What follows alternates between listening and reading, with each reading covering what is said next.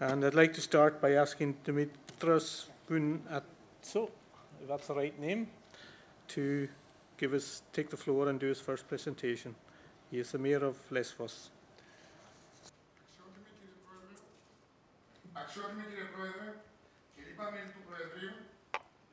Chairman, thank you.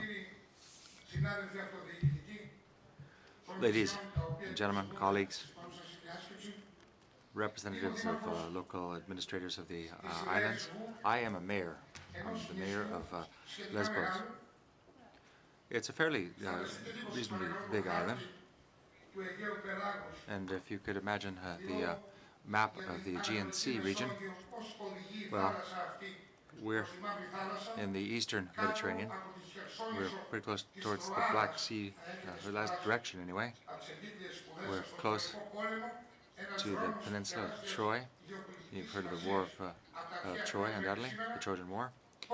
And it was a city which was or an island which was strategically important in the past and is still today, I dare say. So, we're really pretty much on the eastern border of Europe.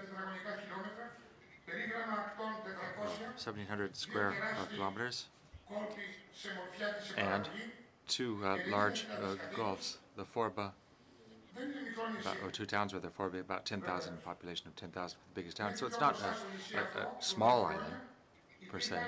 Now, across from the island, in front of the island,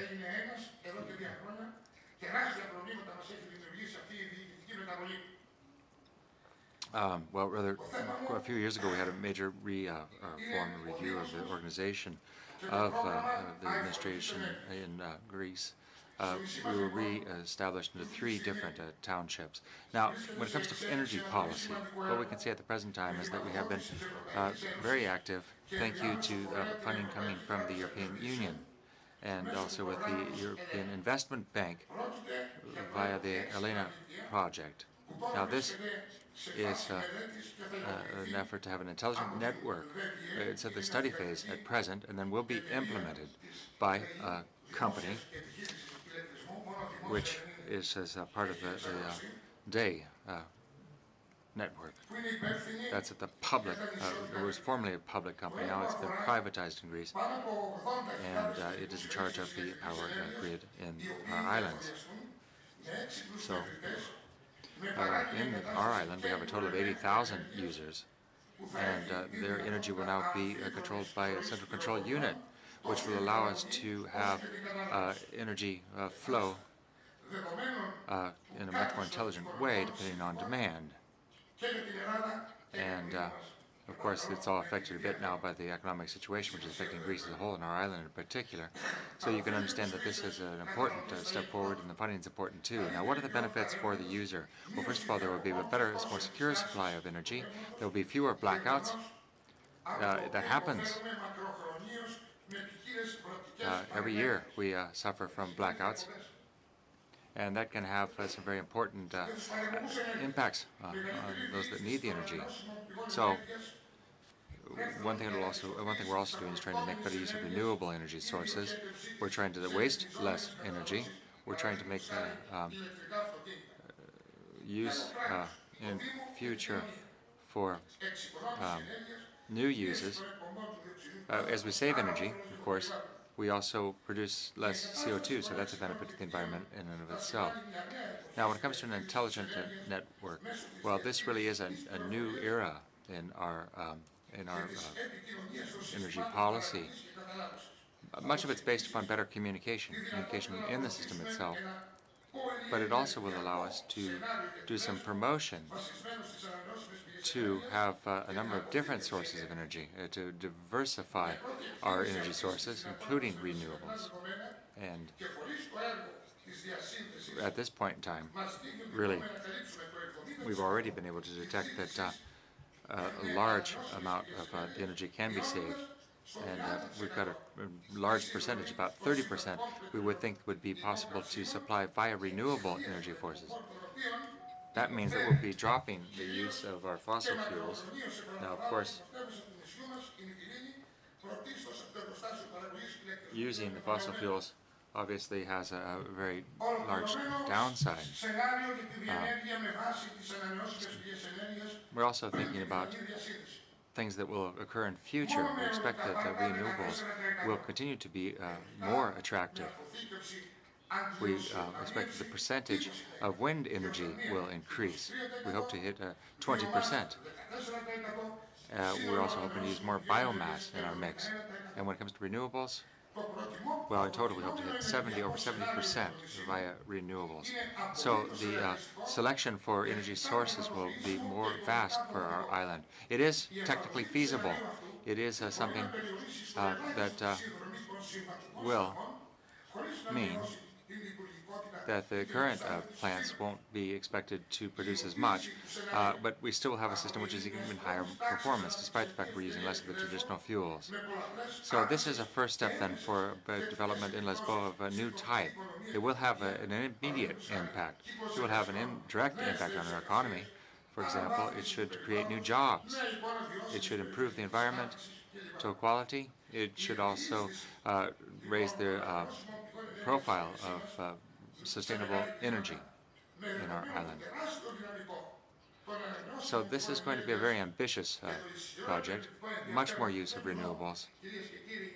It will attract investments.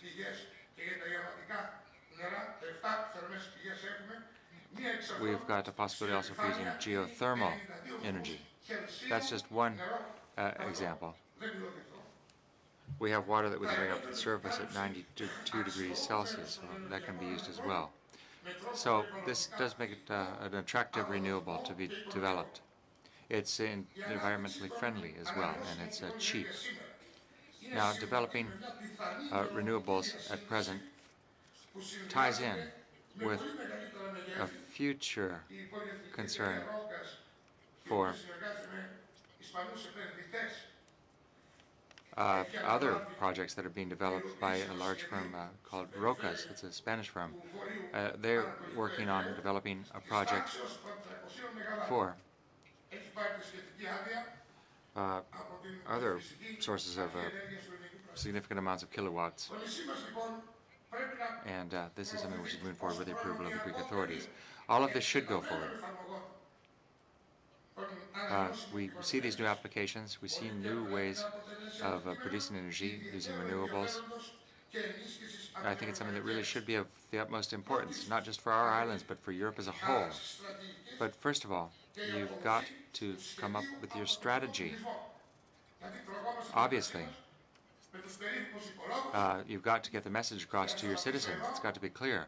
We've got to perhaps have our battles fought here in private, but once we discuss this with the end users, we should all be singing from the same hymn book. We're also involved in the Daphne network. There I do appreciate the fact that we've got Mr. Manopoulos here, the former head of the Daphne network, and then we've got the community representatives here as well. We've been moving forward with a sustainable energy project, the SAPNA project, to try and conserve energy, to try and, of course, reduce the CO2 emissions by 20% by 2020. And again, saving energy, saving electrical energy, consuming less in our towns is very, very useful. And then again, we're also looking at geothermal as a source of energy for heating homes, which will be a big step forward. And I'd like to remind you that when it comes to the mayors coming from the Greek islands, we have discussions there. We've been sharing experience, and particularly we've got a lot of experience now in geothermal. We're going to have a lot of possibilities. We're also looking at wind energy and solar energy. So when this all comes together to a network, well, we're making good use of the European structural funds to finance such projects. And then we will be taking a look at different actions that we can undertake with the electric company. Indeed, this notion of sustainable energy is something widely discussed. Now, in 2012 of this year of September, in other words, the UNESCO in Portugal defined our island, the administrative unit of our island as a geopark. Now, that really does draw a lot of attention, but it involves a lot of challenges to develop that too. So we are in the Pact of Islands. We're looking at a number of different things, but at the end of the day, what counts is developing with respect for the environment. Mrs. Azeta, the Minister for Energy in Sardinia. Well, I followed your comments with great attention this morning. Indeed, if I've understood correctly, what Mrs. Azeta said was that the Sardinia region has taken a stand against nuclear energy. Well, I fully support that. But I think the question that arises is a bit different. And this is, I think, true for all of the islands in our area and elsewhere. What happens with the two nuclear power plants that we have in operation in Turkey, first of all, that's in the Black Sea, and then another one, which is close to Cyprus? Well, just think of what happened in Japan, and think of Chernobyl, not so far away if it was back a bit in time. Turkey is very close to Europe, so you've got to be very difficult, very demanding that they comply with the stringent conditions of running the plant safely. When it comes to, again, production of energy, we should be very wary of nuclear generation. Again, this is something which is not so far away from our islands. It could have an impact. To conclude, turning to what Mr. Oliveira said, well, you're right when you said the first part of your presentation. There is really a cloud upon our efforts that we feel every day, because we often have to produce energy using fuel oil, old-fashioned fuel oil. We've got the ships that come into our ports that use fuel oil, and they basically are using bank fuel, which is very polluting. Thank you for your time. I just want to conclude by saying that really we are unique in that we are quite independent as mayors of Greece. We have a fair amount of freedom, and what we should do is apply ourselves to making sure that we meet the targets of 2020. Here I've got the certificate from the UNESCO, by the way, which was given to my township, and I'm quite proud to share this with you here. This is something that can be followed. It's an example. I call upon everyone, come and let's all meet together. Please come down to our island. You're invited. Meals on us. We'll receive you with traditional Greek hospitality. And let's be optimistic in our fights here, though, too. Thank you.